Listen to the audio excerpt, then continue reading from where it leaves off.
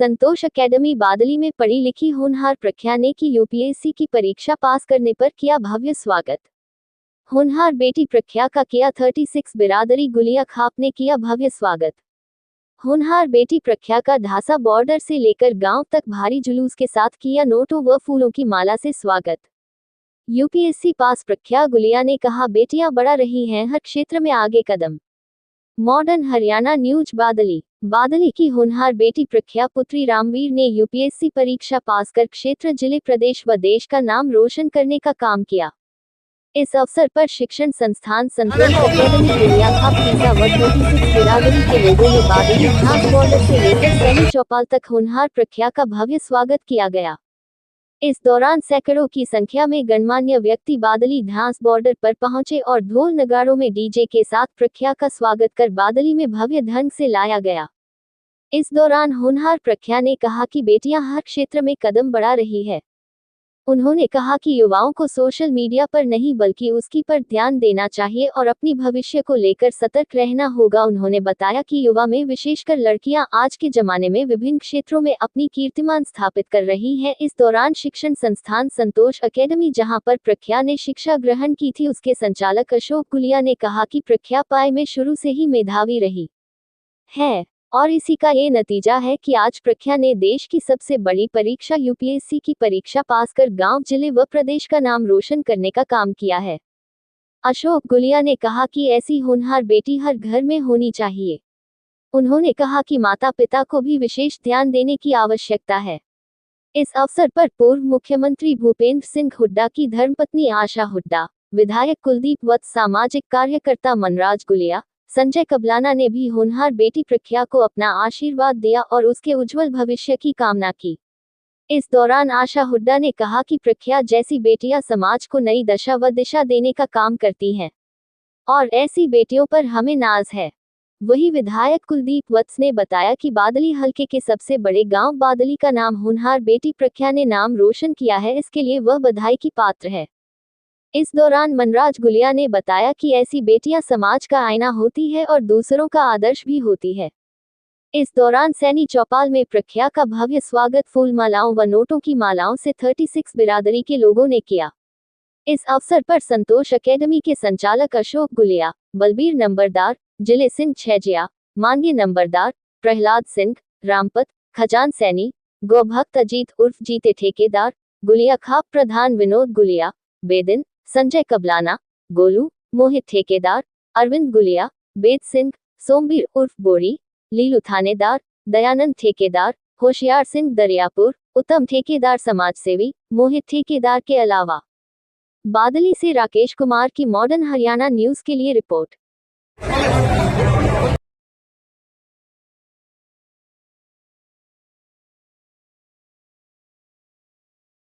Proud feel हो रहा है इतना कि कभी कोई चीज शायद जिंदगी में आगे मिलेगी तब भी ना हो। ऐसा लग रहा है कि जैसे कि स्वर्ग में बैठ के भगवान के दर्शन हो रहे हैं। इतना अच्छा फील हो रहा है। उसका एक रीजन है कि हमें एक टारगेट मिल गया। पहले क्या था, मोस्टली हम देखते थे शहरों से बच्चे निकल रहे थे, अब हमारे गांव से भी निकले हैं। एक मैसेज जाएगा कि और भी बच्चे इसको देख के प्रेरणा लेके आगे बढ़ेंगे, गांव का निर्माण होगा। एक अच्छी सोच के जब गांव से जाएंगे तो बहुत हेल्प मिलेगी इंफ्रा को समझने में, वहां फिर काम होगा। तो जैसा कि देखा आपने, बहुत सारा उत्साह है, ग्रामीणों में भी बहुत स्वागत हुआ है। तो स्टूडेंट्स रहेंगे पहले आपने इनमें देखा है इनका ऐसा रहा है शुरू से ही। मैं एक छोटी सी बात रखना चाहूंगा, ज्यादा समय नहीं लूंगा। 12th क्लास में जब ये इसने परीक्षा ने एग्जाम दिए तो उस टाइम इसके 40 नंबर के समथिंग कम आए थे। तो इसने डायरेक्ट बड़े भाई अजीत जी उनको ये बोल दिया था कि जी मेरे नंबर 40 कम से कम बढ़ेंगे।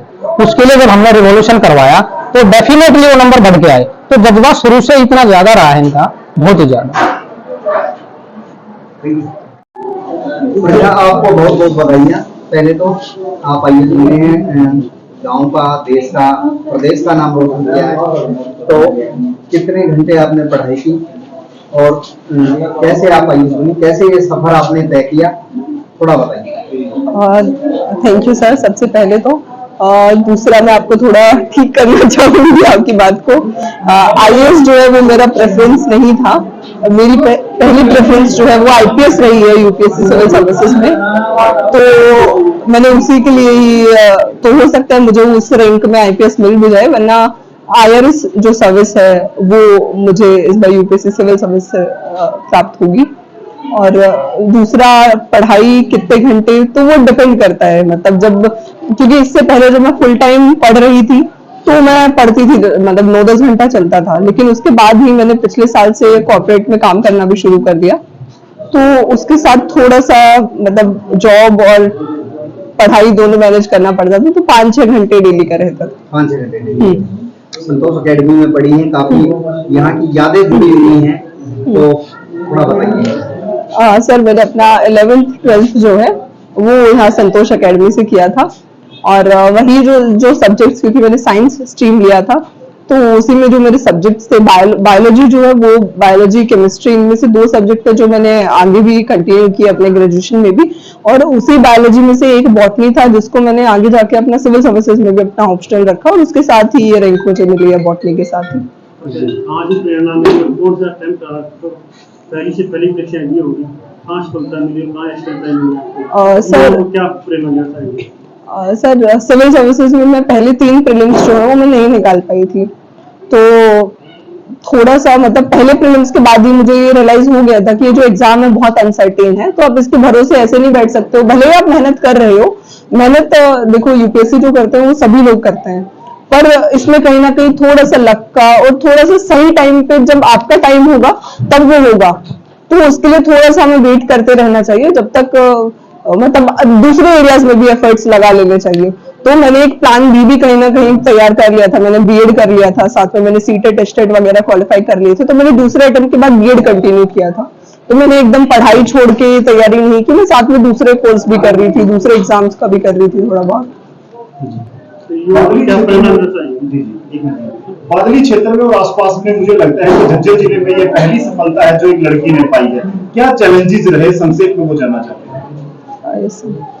सर, इस बार झज्जर डिस्ट्रिक्ट का रिजल्ट काफी अच्छा रहा है, हम तकरीबन 7 लोग हैं जो इस डिस्ट्रिक्ट से निकले हैं, तो चैलेंजेस यही है कि थोड़ा सा हमें गाइडेंस नहीं मिल पाता है, जैसे अभी मैं बहुत सारे लोगों को देख रही हूँ जो फर्स्ट अटेम्प्ट में क्रैक कर रहे हैं, सेकंड अटेम्प्ट में क्रैक कर रहे हैं, लेकिन उन लोग का है कि वो या तो ग्रेजुएशन से ही मतलब तैयारी कर रहे हैं, या फिर उसके 11th-12th से बच्चे सोच लेते हैं कि उनको सिविल सर्विसेज करना है या जो भी करियर उनको चूज करना है, लेकिन हमारे लिए चीजें बहुत अलग थी। मेरे लिए था कि ये भी था कि मैं टीचर भी बन जाऊं, एसएससी सीजीएल भी मैं दे दूं। जब मैं ग्रेजुएशन में थी तो मैं बहुत कंफ्यूज थी, लेकिन फाइनल ईयर तक आते आते मैंने थोड़ा सा डिसाइड किया था कि मैं उसके लिए जाऊंगी, तो मैं जब फाइनल ईयर के एग्जाम के लिए प्रिपेयर कर रही थी तो मैं साथ में थोड़ा थोड़ा बॉटनी का नोट्स भी मैंने बनाना शुरू कर दिया था।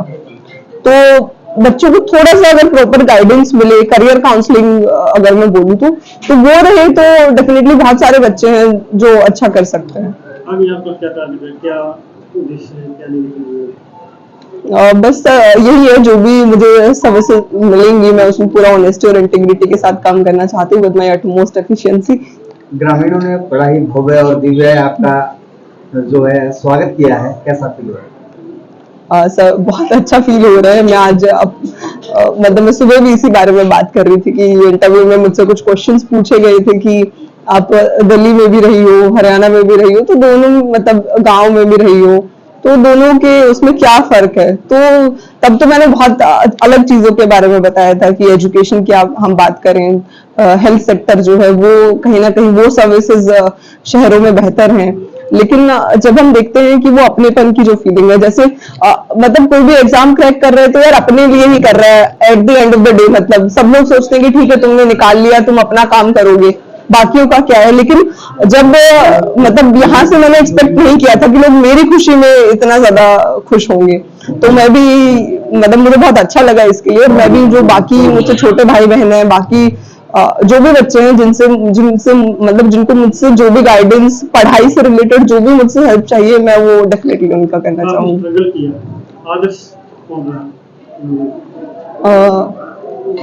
सर, सबसे ज्यादा तो मेरी दोनों मम्मियां ही, मतलब एक मेरी मम्मी है, दूसरी मेरी मदर इन लॉ, तो दोनों का ही बहुत ज्यादा रहा है। इसके अलावा भी बाकी लोग हैं, मतलब बाकी भाई बहन हैं, इन लोग का भी बहुत सपोर्ट रहा था। अशोक भाई हैं, अजीत भाई हैं, तो ये लोग भी मतलब थोड़ा थोड़ा हमेशा कि नहीं नहीं पढ़ो, कोई बात नहीं, हो जाता है, थोड़ा ऊपर नीचे चलता रहता है, तो वो सबका रहा। और इवन मेरे हस्बैंड का तो इनका तो मतलब बहुत ज्यादा सपोर्ट रहा है। संतोष अकेडमी में पढ़ने वाले बच्चों के लिए मेरा यही संदेश है कि देखिए, आपको मतलब बहुत अच्छे टीचर्स मिले हैं, तो आप जो भी मतलब आप सब्जेक्ट हो उसको पूरा मन लगा के पढ़ो। और अगर करियर से रिलेटेड या फिर अगर सिविल सर्विसेज में कोई भी आना चाहता है तो मैं उनके लिए हमेशा अवेलेबल रहूंगी हेल्प के लिए। तो मतलब ऐसा नहीं है कि आप सिर्फ पढ़ाई में ही अच्छा कर रहे हो, बाकी भी बहुत सारे एरियाज हैं। तो जो भी बच्चा जिसको लगता है उसकी दिलचस्पी जिस चीज में है उसको उसी पे काम करना चाहिए। ऐसा नहीं है कि जबरदस्ती दूसरे उस पे करें। माँ बाप को भी थोड़ा ये बात समझना चाहिए कि जिस भी चीज में आपका बच्चा अच्छा है, उसका मन है, उसको उसी एरिया में सपोर्ट करें। सोशल मीडिया का जमाना है, सब सोशल मीडिया को आजकल फॉलो कर रहे हैं, तो तैयारी में कितना आपका रहा है या आप दूर रहे? सर, 2 ऐप जो मैंने कंटिन्यूअसली यूज किए हैं वो है टेलीग्राम और यूट्यूब। तो क्योंकि यूट्यूब तो न्यूज़पेपर के डिस्कशंस के लिए, बाकी चीज के लिए, टेलीग्राम पे हमें बहुत सारा मटेरियल मिल जाता है स्टडी रिलेटेड। कुछ चैनल्स हैं जो कि स्पेसिफिकली सिविल सर्विसेज के लिए हैं, तो उनसे था। इसके अलावा बाकी जो है, क्योंकि जब मैंने जॉब करना शुरू किया तो व्हाट्सएप हमें रेगुलर मीटिंग्स के अपडेट के लिए, उन सब चीज के लिए चाहिए होता था। इंस्टाग्राम में ऑन एंड ऑफ चला लेती थी, जैसे कि जब प्रीलिम्स हुआ तो उसके बाद 1-2 दिन चला लिया, फिर तो मेंस के लिए तक टाइम ही नहीं। हमारा पूरे देश में नाम किया है, और धन्यवाद करता हूं मैं पूरी गुलिया ओबीसी किस्सा का भी, जो आज सब ने अपनी बेटी का मान सम्मान किया, इज्जत दी। और दादाजी का भी, दादाजी भावुक हो गए थे कि भाई इतना जो एक सम्मान गांव की तरफ से मिलता है। बेटी ने कहते कि बाप दादा तक का नाम रोशन किया, तो दादाजी को भी मैं बधाई देता हूँ। माता जी इनकी है इन्हें साहब, उनको भी बधाई देता हूँ।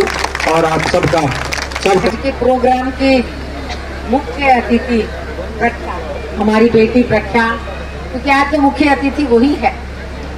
और मंच पे बैठे हुए आपके विधायक कुलदीप वत्स जी, मेरे साथ आई हुई डॉक्टर कविता शर्मा जी, और भी बहुत लोग गणमान्य लोग यहाँ बैठे हैं। मैं सबका नाम नहीं लेती क्योंकि आज का कार्यक्रम केवल और केवल प्रख्या के नाम है, और ये बादली गांव की आन बान और शान है आज प्रख्या, हमारी बेटी। मैं बधाई देती हूँ दादाजी को जो मंच पर बैठे हैं। मूल से ब्याज प्यारा है ना, हमारी पुरानी कहावत है ना, क्या करेगा मम्मी मूल तो ब्याज प्यारा। तो आज सोचो दादा का सीना गर्व से कितना चौड़ा हो गया होगा कि मेरी बेटी इतनी बड़ी अफसर बनने जा रही है। पिताजी को भी बधाई, और माँ को तो मैं खास तौर पे बधाई दूंगी, क्योंकि बेटी की परवरिश में और बेटी को जब एक प्रेरणा देके पढ़ाने के पीछे जो एक रीढ़ की हड्डी का काम करती है वो माँ होती है। तो माँ जी को, पिता को, दादाजी को भी बहुत बहुत बधाई। और उसके साथ साथ हमारे पूरे इलाके को, बादली गांव, रोहतक पार्लियामेंट क्षेत्र, हमारे हरियाणा को बधाई कि हमारी बेटी ने अपना नाम रोशन किया है। देखिए, ग्रामीण अंचल में बेटियां जब पढ़ती हैं बहुत दिक्कतों का भी सामना करना पड़ता है। हर कोई बहुत संपन्न नहीं होता, हर कोई बहुत ज्यादा ऊंची जगह जाके ट्रेनिंग नहीं ले सकता। ऐसे हालात में जब कोई बेटी अपना नाम कमाती है तो ये हमारे सब के लिए बहुत गर्व की बात है। और मैं तो ये मानती हूँ कि जब बेटियां पढ़ लिख जाती हैं तो समाज में सुधार आता ही आता है। बेटियां बेहतरीन अफसर भी बन के दिखाती हैं और अपने समाज के लिए समाज सुधार का कार्य भी बेहतर तरीके से कर सकती हैं। भाई मेरी तो कमजोरी है हमारी बेटियां, मेरे लिए तो बेटियों से बढ़कर कुछ भी नहीं है। इसलिए आज मेरे लिए बहुत खुशी का दिन है कि हमारी बेटी ने अपना नाम रोशन किया। मैं अपनी तरफ से, अपने पूरे परिवार की तरफ से, हुडा साहब को पता लगा, दीपेंद्र को बहुत खुशी हुई, सबको मैं सबकी तरफ से बधाई देती हूँ और दिल की गहराइयों से ये आशीर्वाद देती हूँ, शुभकामनाएं देती हूँ कि केवल नौकरी पाने तक नहीं, आगे अपने जीवन में बहुत अच्छा करे और ऊंची जगह जाए और समाज में ऐसा नाम करके जाए, ऐसा नाम बनाए कि आगे आने वाली पीढ़ियां इनसे प्रेरणा ले। यहाँ जो महिलाएं आज पीछे खड़ी हैं, इन सबको आगे आने का मौका मिले। इनकी बच्चियों को, यहाँ छोटी छोटी बच्चियां खड़ी हैं, बेटे इनसे सीखो और अपनी पढ़ाई पे ध्यान दो, अपने कैरियर पे ध्यान दो। एक प्रेरणा का रोल मॉडल की तरह देखो आप प्रख्या को और अपने जीवन में आगे बढ़ने का काम करो। प्रख्या, मेरी तरफ से बहुत बहुत बधाई और शुभकामनाएं। जीवन में और ऊंची सफलताएं पाओ, सीढ़ियां चढ़ती जाओ और शिखर पे पहुंचो, यही हमारा आशीर्वाद है। बहुत बहुत धन्यवाद। और सबसे बड़ा धन्यवाद मैं आज आप सबका करूंगी कि आप सबने बढ़ चढ़ के इस बेटी को मान सम्मान दिया है। पहले जमाने में अगर कोई बेटी पढ़ भी जाती थी तो इतनी उसकी पहचान नहीं बनती थी। आज जो सारे गांव ने मिलकर ये जो आज इसका मान सम्मान किया है, इसके लिए आप भी बधाई के पात्र हैं। आप सबका सहयोग इस बेटी के साथ बना रहे, आशीर्वाद बना रहे। देखिएगा ये बेटी अपना नाम दुनिया में रोशन करेगी। बहुत बहुत धन्यवाद।